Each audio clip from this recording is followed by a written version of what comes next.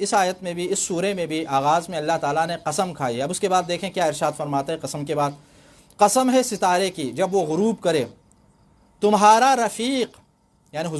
حضور اکرم صلی اللہ علیہ وسلم، تمہارا رفیق نہ گمراہ ہوا ہے اور نہ ہی بہکا ہے۔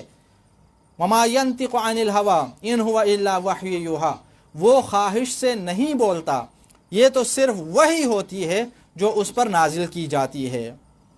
حضور اکرم صلی اللہ علیہ وآلہ وسلم کی حقانیت اور حضور اکرم صلی اللہ علیہ وآلہ وسلم کی صداقت اور حضور اکرم کی عصمت کی گواہی اللہ رب العزت نے قسم کھانے کے بعد سورہ مبارکہ نجم کے اندر دی ہے کہ قسم کھائی اللہ تعالیٰ نے ستارے کی جب وہ غروب ہو، اور یہ فرمایا کہ حضور گمراہ نہیں ہوئے ہیں اور نہ ہی وہ بہکے ہیں، اور پھر یہ بھی فرمایا کہ وہ جو کچھ بولتے ہیں وحی الہی کے مطابق بولتے ہیں۔ حضور اکرم صلی اللہ علیہ وسلم کا کلام حق ہے۔ اب یہاں پر ایک یہ ہے کہ قرآن کریم بھی یقیناً وحی الہی ہے، اور اس آیت کریمہ کے مطابق حضور اکرم صلی اللہ علیہ وسلم جو کچھ ارشاد فرماتے ہیں وہ بھی وحی الہی ہے۔ تو اب ان دونوں میں پھر فرق کیا ہے؟ تو اس لیے یہاں پر مفسرین نے بیان فرمایا ہے کہ قرآن کریم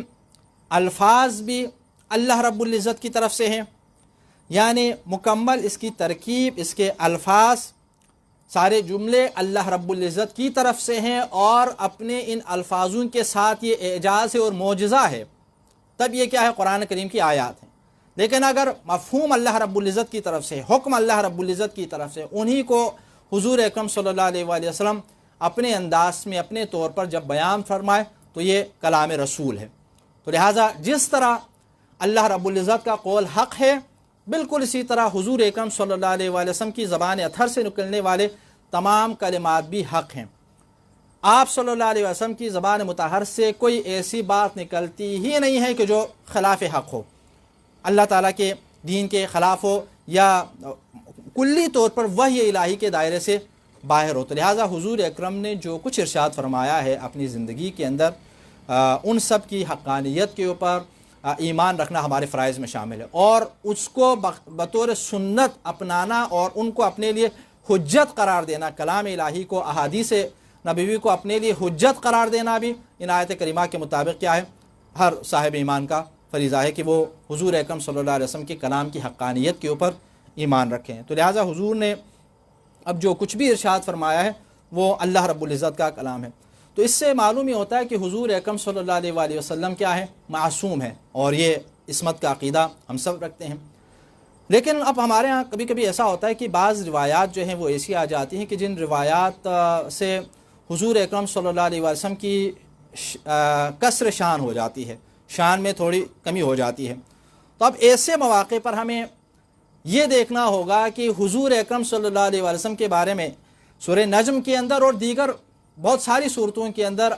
آپ کا جو ایک تعارف اللہ رب العزت نے فرمایا ہوا ہے، اور آپ کی اطاعت کا جو امت کو، جو انسانوں کو، صاحبان ایمان کو حکم دیا ہوا ہے، ان سب سے مجموعی طور پر جو عصمت کا ایک عقیدہ نکلتا ہے،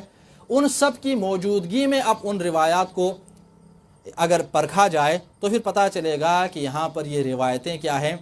ان آیات الہیہ کے مقابلے میں صحیح نہیں ہو سکتی، چاہے وہ کسی بھی راوی کی ہوں، چاہے وہ کسی بھی محدث کی طرف سے روایت شدہ کیوں نہ ہو۔ ہم کبھی کبھی راویوں کی عظمت اور راویوں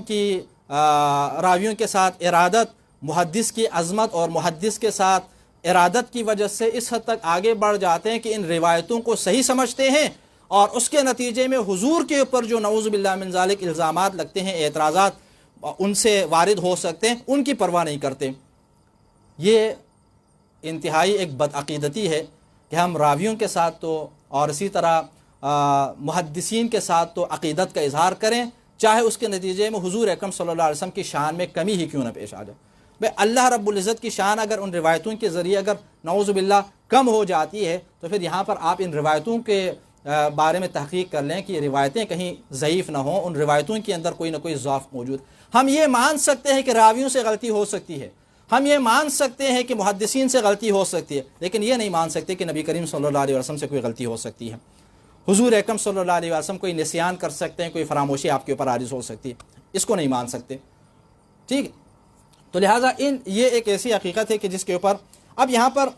دیکھیں ایک تو ان آیات کریمہ میں فرمایا کہ وما ینطق عن الہوی ان ہوا الا وحی یوحی. اب یہ میں نے کافی تاکید کے ساتھ اس لیے آپ کے سامنے عرض کیا. آگے ایک دو آیتیں اور بھی ہیں کہ جس سلسلے میں روایات بھی موجود ہیں، ان کی طرف میں اشارہ بھی کروں گا کہ حضور اکرم صلی اللہ علیہ وسلم سورہ نجم کی آیات کریمہ تلاوت فرما رہے تھے. روایت ہے، ٹھیک ہے، بہت سارے افراد نے جو ہے یہ روایت نقل کی اپنی کتابوں کے اندر، محدثین نے بھی، مورخین نے بھی، سیرت نگاروں نے بھی. اب دیکھیں یہ جو میں نے ابھی آپ کے سامنے اصول رکھا ہے کہ قرآن کریم نے جب حضور اکرم کا ایک مقام اور مرتبہ اور آپ کی عصمت کے عقیدے کو آپ کے سامنے واضح فرما دیا ہے، آپ کی عدم گمراہی کے اوپر اللہ رب العزت نے مہر ست فرما دی ہے، تو اب اس کے بعد جس طرح کی روایتیں بھی آپ کے پاس آ جاتی ہیں ان کو آپ قرآن کریم کی آیت کریمہ کے اوپر رکھ کر جو ہے جانچنے کی کوشش کر لیں. اب آگے جو آیات ہیں وہ یہ ہیں. آگے آیت نمبر 19 اور 20 میں حضور اکرم صلی اللہ علیہ وسلم تلاوت کرتے کرتے یہاں تک پہنچے. افرأیتم اللات والعزی ومناۃ الثالثۃ الاخری. پہلے میں ترجمہ کر لوں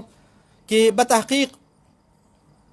اچھا آیت نمبر دیکھیں 19 کا ترجمہ ہے کہ بلا تم لوگوں نے لات اور عزیٰ کو دیکھا ہے اور پھر تیسرے منات کو بھی. جب یہاں تک حضور اکرم صلی اللہ علیہ وسلم پہنچے تو نعوذ باللہ من ذالک حضور اکرم صلی اللہ علیہ وسلم کی زبان مبارک سے علیاذ باللہ نقل کفر نباشت آپ کے سامنے عرض کر رہا ہوں، شیطان نے یہ الفاظ کہلوائے تلک الغرانیق العلا ان شفاعتہن لترجا، کہ یہ انتہائی مقدس پرندے ہیں. ٹھیک ہے، کون؟ لات، عزیٰ اور منات، یعنی جو مشرکین کے معبود تھے، مشرکین کے جو بت تھے. ان شفاعتہن لترجا، اور ان کی شفاعت کی امید کی جاتی ہے.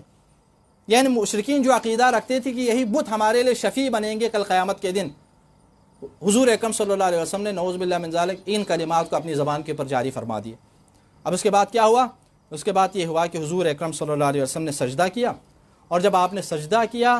تو چونکہ آپ نے اپنی زبان سے ایسے الفاظ اور ایسے کلمات جاری کیے تھے جس سے مشرکین کے عقیدے کی تائید ہوتی تھی، تو وہ مشرکین جو اس وقت آپ کے ساتھ بیٹھے تھے، ارد گرد تھے، سن رہے تھے، وہ آپ کی ان باتوں سے خوش ہو گئے اور انہوں نے آپ کے ساتھ سجدہ کیا. حضور اکرم صلی اللہ علیہ وسلم کے ساتھ انہوں نے سجدہ کیا. اب یہ کب کی بات ہے؟ یہ اس وقت کی بات ہے، یہ روایت جنہوں نے یہ اس وقت کی بات ہے کہ جب مکہ مکرمہ کے اندر مسلمانوں کے اوپر انتہائی سختیاں ہیں، اور انہی سختیوں کی وجہ سے حضور اکرم نے اجازت دی ہے صحابہ کرام کو کہ وہ وہیں سے ہجرت کر کے جائیں. تو حبشہ گئے ہوئے بعض صحابہ کرام اپنی جانیں بچانے کے لیے، اور حبشہ میں سکون کے ساتھ زندگی گزار رہے ہیں. پھر وہاں پر حبشہ کے مسلمانوں کو یہ خبر پہنچتی ہے کہ مکے کے اندر مشرکین مسلمان ہو گئے ہیں، وہ بھی حضور اکرم کے ساتھ مل کر سجدہ کر رہے ہیں. تو جب یہ افواہ وہاں تک پہنچی تو وہ خوش ہو گئے، بھئی ہم انہی کے خوف سے تو آئے تھے یہاں پہ، اب جب وہ سارے کے سارے بھی دین الہی کے اندر داخل ہو گئے تو ہم یہاں کیوں رہیں، پردیس میں کیوں ہیں، اپنے وطن واپس چلے جاتے ہیں. ان میں سے بہت سارے لوگ واپس آ گئے. جب واپس آئے اور مکے کے قریب جب وہ پہنچے اور دور سے انہوں نے دیکھا کہ نہیں وہی بت ہیں، وہی منات ہیں، وہی جو جن بتوں کی وہ پرستش کرتے تھے وہ سلسلہ تو ابھی بھی جاری ہے. پھر انہیں اندازہ ہوا کہ خبر غلط پہنچی تھی، جو خبر تھی وہ صحیح نہیں تھی. اب ان میں سے کچھ لوگ دوبارہ واپس چلے جاتے ہیں، کچھ لوگ کہتے ہیں کہ اب یہاں تک آ گئے ہیں تو چلو کسی نہ کسی کی ضمانت لے کر اس کے امن کے دائرے میں آ کر جو ہے شہر کے اندر واپس چلے جاتے ہیں، اور پھر وہ یہاں پر آ گئے. تو یہ کیا ہے؟ واقعہ جو ہے، یہ روایت جو ہے کتابوں کے اندر، اور حضور اکرم صلی اللہ علیہ وسلم کی طرف نعوذ باللہ من ذالک یہ نسبت دی گئی ہے. ٹھیک ہے، اب یہاں پر میں نے آپ کے سامنے جو عرض کیا کہ قرآن کریم حضور کے بارے میں اسی سورہ کے اندر ارشاد فرما رہے ما ضل صاحبکم وما غوی، تمہارا رفیق نہ گمراہ ہوا ہے اور نہ بہکا ہے، وہ خواہش سے نہیں بولتے، یہ تو صرف وہی ہوتی ہے جو اس پر نازل کی جاتی ہے. قرآن کریم حضور اکرم صلی اللہ علیہ وسلم کی عدم گمراہی کی اور آپ کے ثبات قلبی کی گواہی دے رہا ہے. اور ہمارے سامنے جب ایسی روایتیں آ رہی ہیں جن روایات کے اندر حضور اکرم صلی اللہ علیہ وسلم کی نعوذ باللہ من ذالک اس طرح گمراہانہ الفاظ زبان مبارک سے جاری کرنے کی روایتیں پہنچ رہی ہیں، اب آپ کے سامنے دو ہی راستے ہیں، یا تو یہ کہ ان روایتوں کو آپ صحیح مان لیں اور حضور اکرم صلی اللہ علیہ وسلم کے بارے میں یہ عقیدہ کر لیں کہ آپ نعوذ باللہ آپ نے اپنی زبان سے شیطانی آیات، جن کو روایت کے اندر کہا گیا شیطانی آیات یا آیات غرانیق کہا جاتا ہے، یہ جاری کر دیے علیاذ باللہ. یا یہ کہ آپ یہ کہیں کہ حضور تو ایسے نہیں ہو سکتے، بس راوی سے غلطی ہو گئی ہے، راوی سے غلطی کا امکان، کیوں؟ چونکہ وہ معصوم نہیں ہے۔ محدث سے غلطی ہو گئی ہے، کیوں؟ چونکہ وہ معصوم نہیں ہے، ان سے غلطی ہو سکتی، لیکن حضور سے غلطی نہیں ہو سکتی۔ حضور اکرم صلی اللہ علیہ وسلم معصوم ہے۔ عام طور پر دیکھیں محدثین کا بھی طریقہ کار یہ ہوتا ہے کہ ضروری نہیں ہے کہ اس نے جان بوجھ کر ایسی روایتیں شامل، وہ اپنے لیے ایک اصول بنا لیتا ہے، ٹھیک ہے۔ اسی طرح چاہے وہ سیرت نگار ہو، تاریخ لکھنے والے ہوں، یا حدیثیں لکھنے والے ہو، روایتیں نقل کرنے والے ہوں، وہ اپنے لیے ایک اصول بنا لیتے ہیں اور ان اصولوں کے اوپر پورا اترنے والی روایتیں وہ نقل کر دیتے ہیں، ٹھیک ہے، اسی پیمانے کے اوپر اترنے والی روایتیں نقل کر دیتے ہیں۔ اب ہو سکتا ہے ان میں سے کچھ روایتیں اس طرح کی جو روایتیں وہ اس کے اصول کے اوپر پورا اتر رہے تو انہوں نے نقل کر دی، اس کا مقصد پیغمبر اکرم کی توہین کرنا یا فلان حضور اکرم کی طرف کوئی غلط نسبت دینا نہیں ہوتا، لیکن اب ان کی بنا پر، اسی بنا پر ان روایتوں کی بنیاد پر ہم عقیدہ قائم کر لیں کہ نعوذ باللہ من ذالک حضور اکرم سے اس طرح کی غلطیاں ہو جاتی ہیں، آپ اپنی زبان مبارک سے شیطانی آیات جو ہیں وہ بیان فرما سکتے ہیں، تو یہ کیا ہے؟ یہ انتہائی گستاخی ہے حضور اکرم کی شان میں، شان رسالت میں، کہ ہم پیغمبر اکرم کے بارے میں ایسا سوچیں۔ تو یہ کیا ہے حضور کے بارے میں ایک، اور حقیقت وہاں پر کیا تھی، بعد میں ان روایات کے حوالے سے بہت سارے افراد نے اس کے اوپر ان کی تردید کی ہے، ان کے اوپر اعتراض بھی کیا ہے، اور اعتراضات میں یہ ہے کہ حضور اکرم صلی اللہ علیہ وآلہ وسلم کی زبان مبارک کے اوپر ہو ہی نہیں سکتا کہ شیطان جو ہے آپ کے قلب و ذہن کے اوپر حاوی ہو، اور پھر کیا ہے حضور اکرم صلی اللہ علیہ وسلم اپنی زبان مبارک سے ان الفاظ کو جاری کرے جو شیطان کہلوانا چاہ رہا ہے۔ قرآن کریم کے اندر تو کئی جگہ اللہ تعالیٰ نے شیطان کے ساتھ اپنی گفتگو کو جب پیش فرمایا تو وہاں پر شیطان نے یہ کہا ہے لَأُغْوِيَنَّهُمْ أَجْمَعِينَ إِلَّا عِبَادَكَ مِنْهُمُ الْمُخْلَصِينَ، اس نے اعلان کیا کہ آپ کے مخلص بندوں کو میں گمراہ نہیں کر سکتا۔ تو لہٰذا حضور اکرم صلی اللہ علیہ وآلہ وسلم سے بڑھ کر اخلاص کا مالک اور اللہ رب العزت کے اوپر معتقد اور آپ کی ذات کی معرفت رکھنے والی ہستی کون ہے؟ کوئی بھی نہیں۔ تو لہٰذا یہاں پر یہ نہیں ہو سکتا کہ نعوذ باللہ شیطان جو ہے وہ چند لمحات کے لیے ہی صحیح حضور کے اوپر غالب آ جائیں، یہ ناممکن ہے۔ تو اس لیے یہ روایتیں صحیح نہیں ہیں، اور یہاں پر حقیقت کیا تھی کہ حضور اکرم صلی اللہ علیہ وآلہ وسلم نے آیات کریمہ کی تلاوت فرمائی، اور اگر تاریخی روایات کے اندر یہ واقعہ بھی ہے کہ دوسرے لوگوں نے اگر سجدہ کر لیا تو انہی شیطانوں میں سے ایک شیطان نے، انہی شیاطین میں سے کہ جو مشرکین میں ہیں، اس نے حضور اکرم نے جب یہاں پر تلاوت کی تو اپنی زبان سے یہی لفظ جاری کر دے، نہ کہ حضور اکرم اپنی زبان مبارک سے الفاظ جاری کر رہے ہیں کہ ان شفاعتہن لترجا، نہیں، وہ جو ایک مشرک ہے، جو ان منات اور لات اور عزا کی پرستش کرنے والا ہے اور اس کا عقیدہ، اس کی معبودیت کا عقیدہ اپنے ذہن کے اندر رکھتا ہے، وہ اپنی زبان سے اس گستاخانہ اور شیطانی الفاظوں کو اپنی زبان کے اوپر جاری کرتا ہے، تو اور پھر وہاں پر جو شور ہوا تو پھر باقی لوگ یہ سمجھتے ہیں کہ شاید حضور اکرم صلی اللہ علیہ وآلہ وسلم جو ہے ایسا ارشاد فرمائے۔ حضور اکرم کی زبان مطہر کے اوپر، حضور اکرم صلی اللہ علیہ وسلم کے قلب مطہر کے اوپر، ذہن عالیہ کے اوپر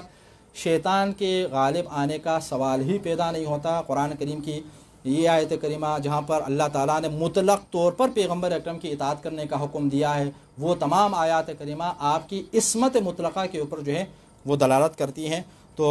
حضور اکرم صلی اللہ علیہ وسلم وہ ہستی ہیں کہ جو لوگوں کو ہدایت کی طرف بلانے آئے، جو لوگوں کو شیطان سے بچانے کے لیے آئے، شیطانی گمراہیوں سے